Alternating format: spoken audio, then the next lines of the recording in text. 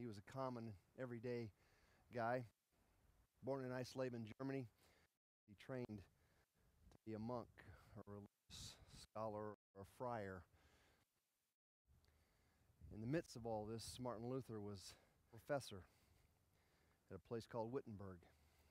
After he finished his studies, he decided to involve himself in teaching. And one day, he tacked his lectures to the wall. Again, a common, everyday thing.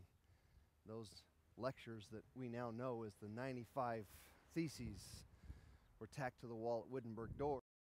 And so when he wrote on these 95 Theses, he wrote a story about God's redemptive love, about how important it was to understand that it was by faith alone, it was by grace alone, it was by Christ alone, it was by Scripture alone, and that there were no higher authority than the Bible, that there was no human institution called the church that could sell indulgences or that could sell penances and allow people to earn their relationship with God.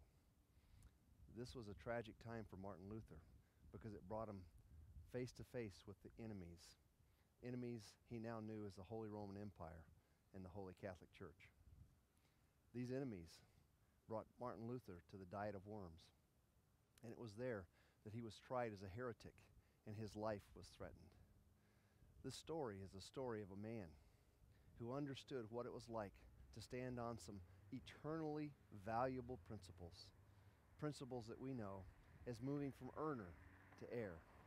Martin Luther's story is our story because he was a common man, an everyday kind of guy who found himself thrust into a situation where the very principles of God were put to test, not just in his mind, but in his heart.